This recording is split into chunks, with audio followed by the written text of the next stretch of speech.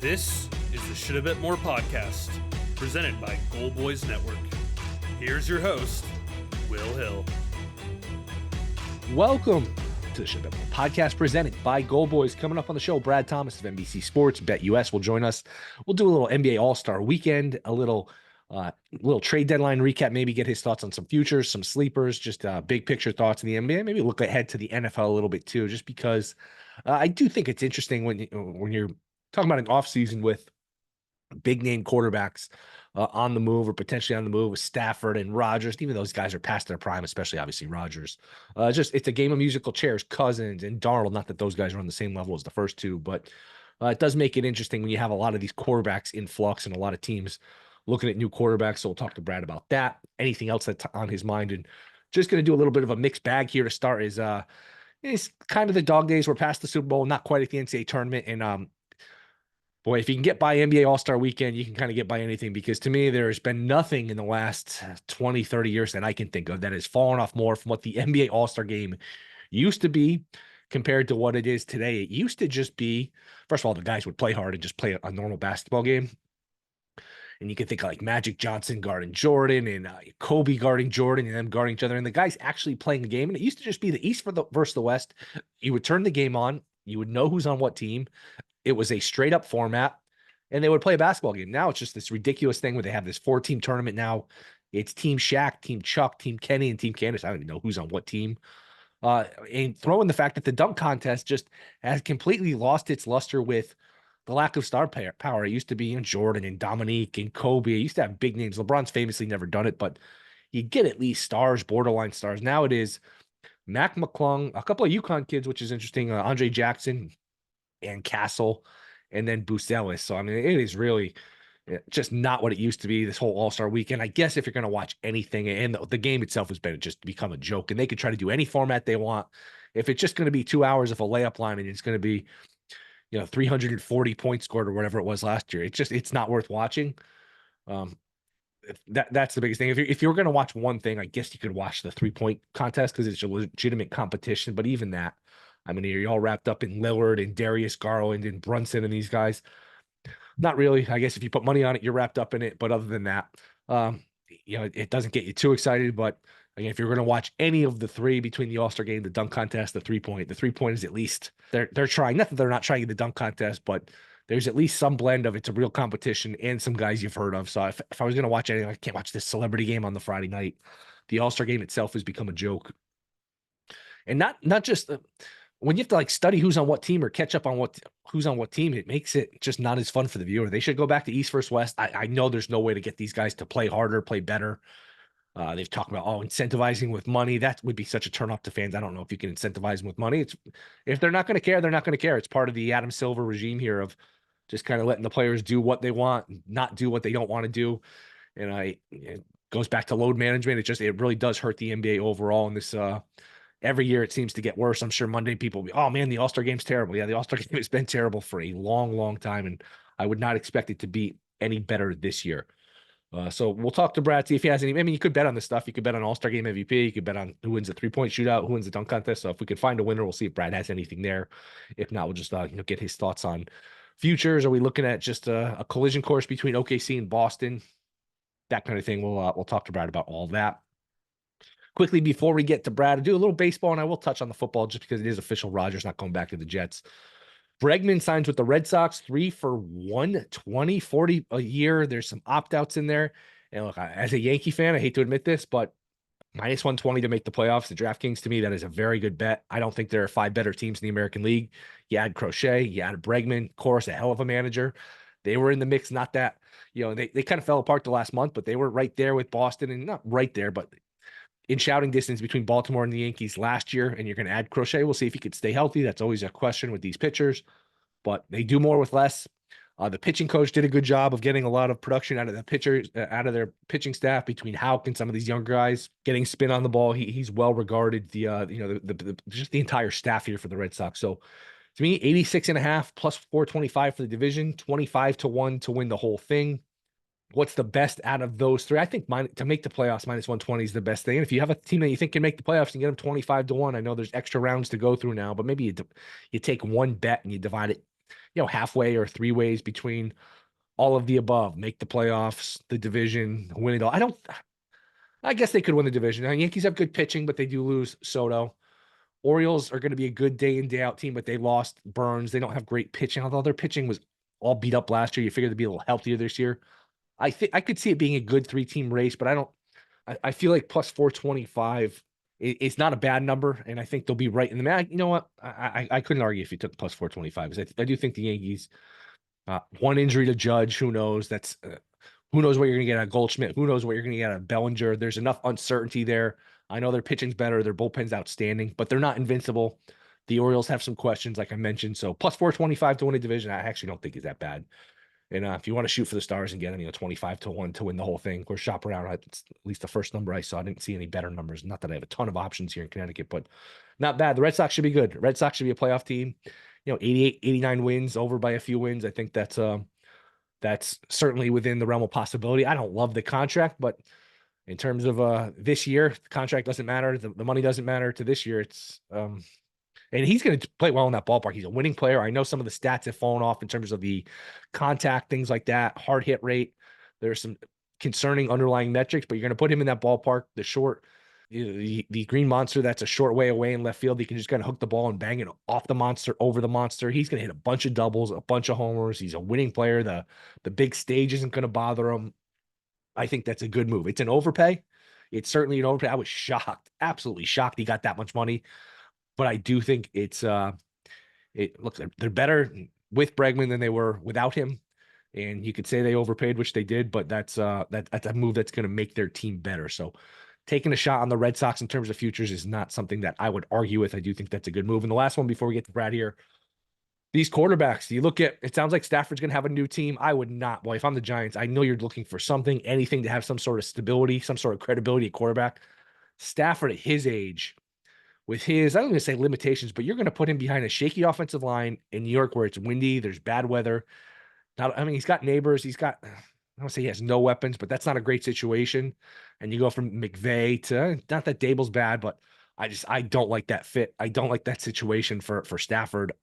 I get the appeal of just, hey, let's be respectable. Let's see if we can win 9 games and just not be an embarrassment. And if you're Dable and some of these guys, you just want to not get fired. There's the self-preservation aspect of that. I would not go that route if I'm the Giants. I don't know if there's a perfect solution out there. And if you don't love these quarterbacks in the draft, then I don't know what to tell you. But I do think that would be a bad fit for all parties, especially for Stafford, man. I would not want any party going to the Giants. I don't think that's a good fit at all. Rodgers not come back to the Jets. What a disaster these 2 years were. I thought it would work. I thought it would work much better than it did, which was not at all. And you could say if coaching and the defense wasn't good this year, which it was, and he was supposed to come in and only be a game manager for an elite defense. And if they were an elite defense, maybe it looks differently. They lost some close games. All of that is true, but all in all, an absolute disaster. Not a move you can kill him for. With the rest of the team they had, how bad they've been at quarterback the years before, to say, you know what, let's get an established commodity in Rodgers and let's take a shot at it. I can't kill him for the move. It's just sometimes things don't work out. It didn't work out. I don't know where he goes for a team, because there's some personality things with Rodgers. There's the attention he brings. There's, he's going to want to bring his little crew of Lazard and all these washed up guys, Cobb and all these guys, which if you're going to bring him onto your team, you have to absolutely draw the line in the sand. That absolutely not happening. We're going to run the team. Thanks a lot for your thoughts, your contributions in terms of the front office, but we are going to bring in we're going to decide who you're playing with. You're not bringing in, this parade of, washed up ex-teammates, ex-Packers. You're not doing that. That's not happening anymore. Would the Steelers make sense just because you got a defense? Maybe you can add another playmaker around them with Pickens. I mean, it's so tough once you get into this rut of not having a quarterback. You go into, the Wilsons of the world and the guys they've had in the past. And if your goal is to win a Super Bowl, I don't know who you're going for. I don't know who actually makes you a legitimate Super Bowl contender. But if you look at it and like, hey, if I bring him in, can he be 60, 70% of what he was 3 or 4 years ago when he was still good? Coach him up, have a good defense. I'd ideally like him somewhere indoors, just because at his age, I don't want him throwing in bad weather. These older quarterbacks in bad weather, once it starts to get to November, December, and he was okay the first half of the year. The second half of the year is just a disaster. They can't play in cold weather. They don't. don't throw the ball deep enough anymore. Don't throw the ball hard enough. He doesn't move as well as he used to. So I think it's very possible he doesn't get a team. If I were to pick anybody, I guess I'd say Pittsburgh. You're going to bring him into Cleveland, or you're going to bring him into Tennessee. All it takes is one, but I think this, the possibility that Rodgers doesn't have a suitor, that all of these teams collectively say no thanks, thanks but no thanks. I think that is very much on the table, just because everything Rodgers brings with him, off the field stuff. Not that he's a bad guy off the field, but he's a strange personality, divisive, brings a lot of attention, and is the juice worth the squeeze at this point of his career? I'm not sure it is. So I'm not positive Rodgers plays in the league, and I don't know that, what you're getting from him at this point. Maybe somebody, and probably same thing with Cousins. Maybe somebody drafts a quarterback and uses Rodgers for a year, Cousins for a year. But the more you see it with these teams, they draft these quarterbacks and throw them right into the fire. The Jaden Daniels, all the quarterbacks from this year, for the most part. Penix didn't play till late, but you only got so long with the rookie deal. They're cheap, they're young, and let them just go play. So I really, I know there's odds out there for Rodgers' next team. I don't know if there's a number on him to not play next year. That's interesting. Is he a favorite to play or not play next year? That would be really interesting. I think it's 50-50 at best that Rodgers even plays next year. And again, all it takes is one. I admit that. And he's still Aaron Rodgers. And teams can say, well, he was hurt one year, and then this year everything went wrong around him. He's still Aaron Rodgers. We can get something out of him. I don't know. I don't know. I don't think it would be Minnesota. Although, I mean, that's obviously the best fit for him, just because you have Jefferson and Addison, and you're indoors, and you have a good play caller, and you have a good defense, and he wouldn't have to do that much. That's the perfect spot. I just don't know that Minnesota would go down that route. They seem to be very forward thinking. They drafted McCarthy 10th. They traded up to draft McCarthy.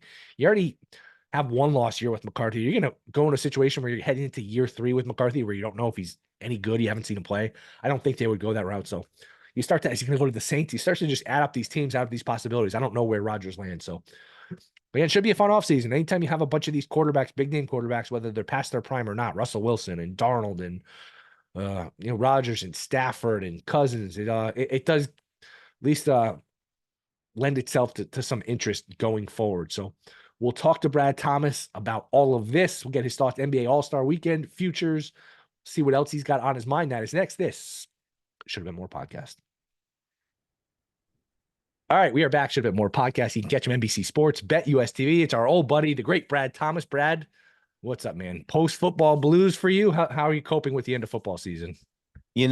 As a lover of football and a fan, I'm sad, right? Like, it's the end of the season. There's no better feeling than, getting ready for those primetime games, watching your team play, handicapping it. But as a sports bettor and someone who does this and covers football for a living, I'm kind of glad for the break.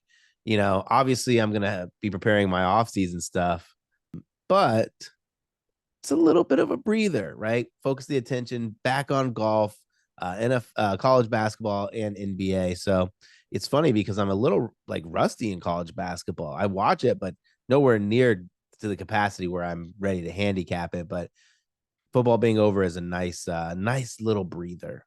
The return to college basketball, and I've been watching more and more the past couple of weeks. I'm sure, like a lot of people, the reviews, man, the reviews are nonstop. It's such a great game. The excitement of college. I love college basketball, and March Madness is, if it's not my favorite time of the year, it's right there. Conference tournaments, NCAA tournaments, there's so many games. They gotta stop. They gotta clean it up. They gotta stop this. We review everything, every 10th of a second, every possible possession. It kills the end of these games. It's terrible. Yeah, it's horrible. What's funny is like I'm excited for these because there's a lot of teams that have like older seniors, and those make for good playoff runs. Like those senior led teams, I feel like there's a lot of teams that can win this year. Yeah, absolutely. NBA, is this a collision course between the Thunder or the Celtics? I guess I'll ask it this way: a Thunder Celtics final, is it possible? Is it likely, or is it inevitable? I think it's inevitable, right? Like, if both these teams can remain healthy, who's going to beat them over a 7-game series? Like, sure, the Cavs are having a great season, but the Celtics are deep. They have everything that you want: length, size, scoring, leadership, experience.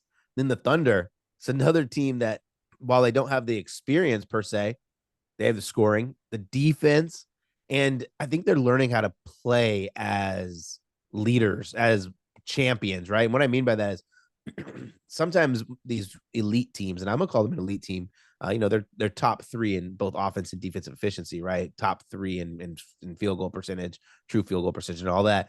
Sometimes when they are these big favorites, they get complacent, right? Like that's what happens with other teams. But it doesn't really happen with the Thunder. Thunder are one of the best teams at covering the spread as double-digit favorites, which is insane because it feels like they're double-digit favorites every night.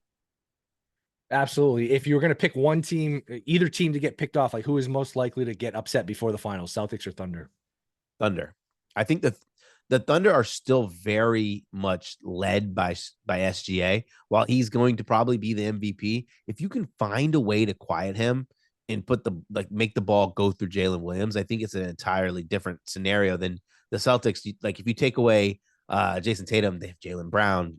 Porzingis can stay healthy. He's a killer. And then I really do appreciate the depth of the Celtics. The Celtics, I actually think Mazzulla has done a good job, and he's done this as the coach. Is he gets his like role players quality in-game minutes. Like they're really deep, but their role players play a ton. So I think the Thunder will probably be most likely to get picked up. I just can't imagine the Celtics losing a 5-game series. I also couldn't imagine like anybody in the East really doing that. Maybe the Cavs, but yeah, I gotta have to go. The Thunder will probably be most likely to get picked off. The only thing is I just don't see who's picking off OKC. I don't think the Lakers have enough size and defense. I know they're the hot team now because they got Oh, Luka and yeah. LeBron. Is it the Rockets, the Grizzlies? Those teams don't seem there. I don't know that Denver has enough about Jokic. So I don't know. You tell me if you're picking one team to pick them off. What do you think it is? Who's the most likely team to pick them off? I'm going with the Nuggets. Okay. The Nuggets have the ultimate equalizer in the home court advantage, probably the best home court in the NBA. If they could steal one, then it just feels like you're kind of up against the 8 ball having to play those games in Denver behind. Which is why it was so weird last year. Did the road team, I think the road team went 5-2 in that Minnesota series. Yeah. And I still can't believe Denver. I was getting ready to record the podcast that Sunday night. They're up 20 in the second half. And I texted my guys, I was like, we could probably just start recording early. Denver's, obviously going to win the game. And then they just stopped scoring, and Minnesota not only won, but won comfortably. It kind of killed the rest of the playoffs too, because Minnesota Dallas was okay, but I don't know. I thought a Denver Boston final, sort of like we are expecting an OKC Boston final. I thought that would have been really good, but obviously it didn't happen.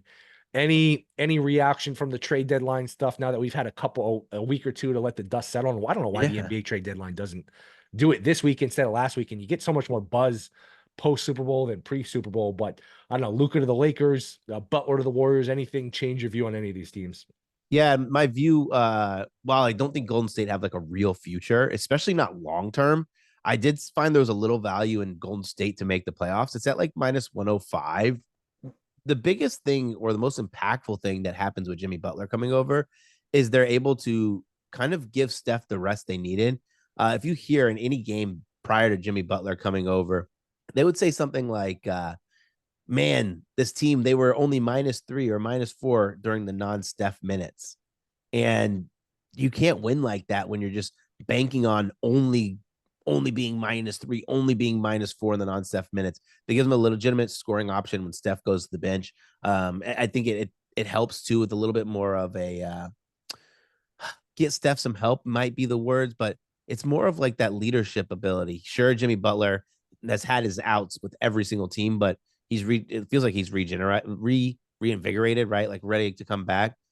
I don't think it's going to help them in the long term, right? Like to win a playoff series, I don't really know, but I think they can get to the 7 seed. I think that's probably like their ceiling, win a playing game, and then they made the playoffs.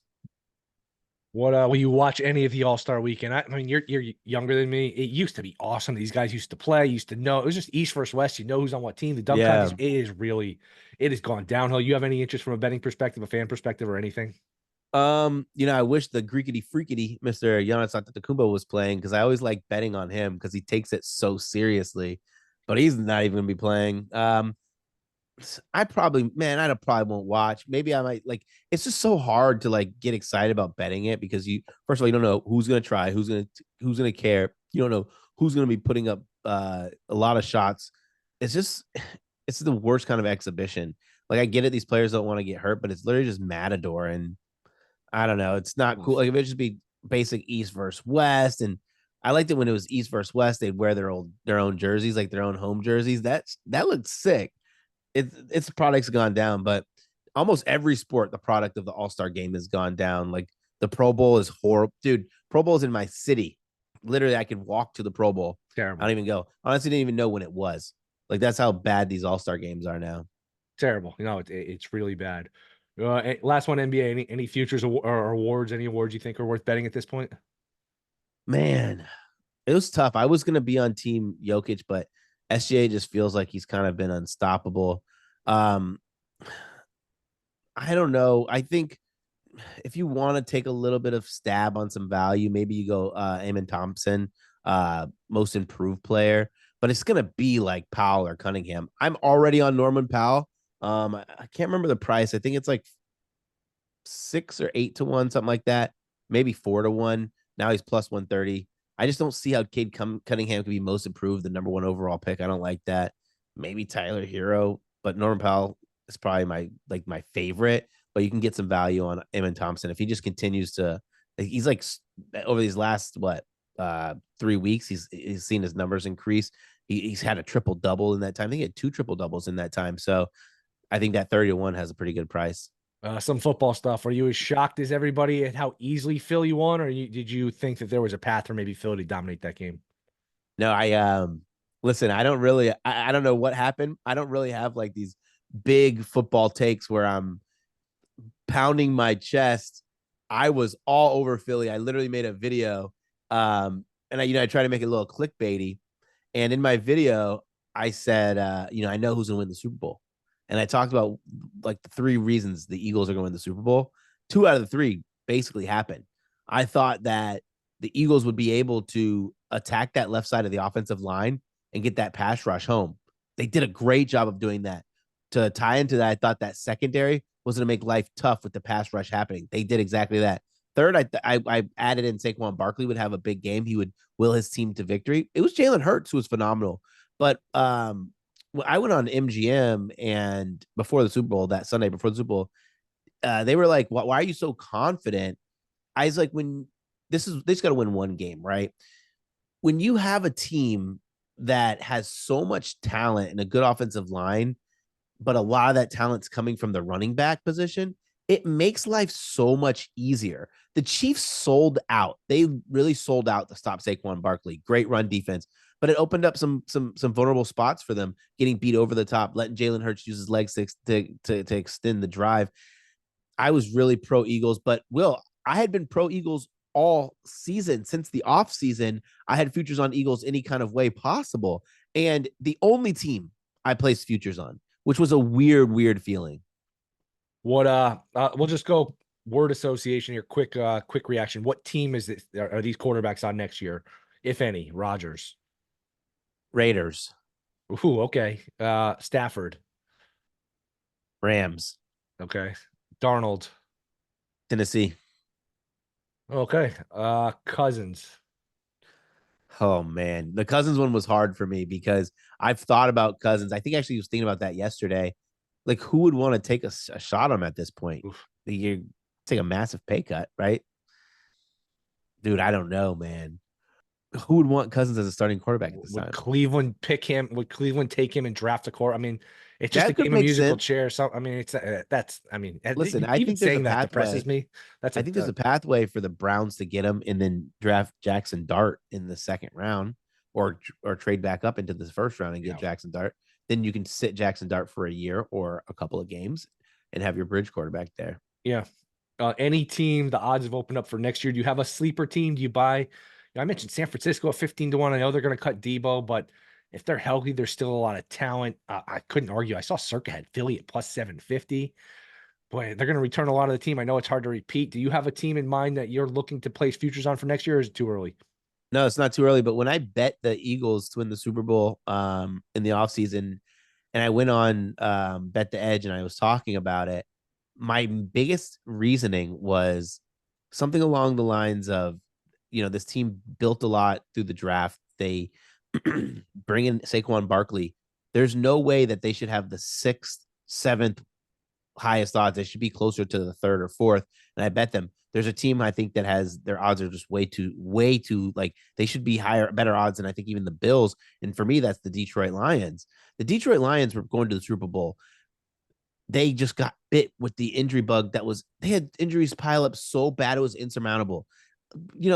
Will, we know this. We've been in this industry for a long time. To win a championship at any level, you have to have a great deal of injury luck, right? Like, because injuries are going to happen, especially in football. But the Detroit Lions got it worse than anyone. If I want to go a little bit further down, and this is probably like the lowest I would go on the odds board, and that'd be the Washington Commanders. I think the Commanders, year two, Dan Quinn, that defense is going to get a little bit better. Year two, Jaden Daniels. Not that he didn't make any mistakes, really, but what I'm really excited for is to see what they do at the running back position through the draft and through free agency. This team was if they had a strong running back, no offense to B-Rob, right? But if they had a strong running back, how do you stop that team offensively? Because look, it looks like Terry McLaurin was drinking out of the fountain of youth. They got a little bit of late season push from Brown. They'll probably pick up a tight end late in the draft. And there's some good tight ends in this class. I think that team's going to be right there in it, like a team that can compete the entire season. Any idea who goes first in the draft? Oh man. So I took Travis Hunter, right? Just because of that news, but dude, I wouldn't be shocked to see Abdul Carter go first. Yeah, it's kind of feel like he's getting a lot of buzz. He's down under 2-1. Yeah. Like the term safest shocked. pick is getting thrown out there. Yeah. And like I Cam Ward, fun. Shadur Sanders, fun. But I don't, and I could be eating my words later. I don't think either of these quarterbacks are quarterbacks that you mortgage your future over. Especially, let's say let's go with the Cleveland Browns. Will they pick third? Let's say you're the Cleveland Browns. This is what I want us to go back to that Dart statement. Why don't you just get a difference maker? Let's say two teams mortgage their futures and they go and grab Shadur, Cam Ward, 1 and 2, no particular order. Now you can get an Abdul Carter or a Travis Hunter, and you're basically saying, let's beef up the defensive line because every Super Bowl champion had a good defensive line. And then let's go and swing back and let's not mortgage our future on a quarterback right away. We'll just get something that, like you said, a safe pick, someone who can make an impact right away. I think one of the winners of the drafts, though, honestly, is going to be whoever gets Michael Williams. Like that'll probably be like the 6th or 7th pick. It's going to be a team that's not horrible. It's going to make that defense a lot better. All right, Brad. Last one. We are between rounds now, recording this Thursday night. The Genesis. Anything live? Anything you would look to people that are listening to this early Friday or whatever? Scheffler's the short shot. Rory 7-1. Denny McCarthy first round leaders 12-1. Anyone worth a flyer here? It's tough, right? Because Scotty Scheffler's gonna be hard to beat. So he went off the tournament at plus 450. Went and hit 8 out of his 9 first screens in regulation. Dropped all the way to plus 150. When you look at the prices, there's like a lot of people who I would just avoid like the plague, right? Like Wyndham Clark at 16-1, no. Seamus Power 22-1, no. I'd probably bet him at 50-1. If there was anybody on here that not named Scotty, not named Rory, I'd probably take a stab at Morikawa. So Morikawa plays a natural cut. He's a natural fader of the ball. It felt like 80% of the holes with the heavy wind today where it was left to right wind, and his ball just kept getting gobbled up. He finished the round strong. Love finishing with a birdie there. It looked like he started to navigate the course a little bit better on the back nine too. We won't have the same weather. 20-1. He went off at 14-1. He does have some work to do to catch up, but that Denny McCarthy 4-under is not going to last, right? This is a tough course, and there was some rumblings that they were going to make it U.S. Open like conditions, but then the weather was going to be bad, and so they made the greens slower. It's going to rain this whole time, but as it gets more and more like wet and soggy, the premium is going to be hitting fairways, right? Hitting fairways as many as you can. Well, today, I don't think it was as penal as a lot of people thought. Well, now just keep adding in more rain, keep adding more growth to that rough. It's just going to get worse and worse and worse. And some of these guys like who aren't always hitting fairways, like Wyndham Clark, Davis, Thompson. I'm just going off the list of guys here. You can kind of eliminate. But I think Colin Morikawa at 20-1, guy who hits a ton of fairways. had his worst round. He's normally a fast starter. Let's see if he can kick it into gear. Brad, appreciate the time, man. It was fun to catch up. Bet US, NBC Sports, where can everyone else find you? Yeah, you can find me those two. You can find me on MGM Network as well. All right, Brad, appreciate the time, man. We'll do it again soon. Thanks for having me. All right, thanks to Brad Thomas. Enjoy the weekend. We'll be back Monday. Rate, review, subscribe. See you then.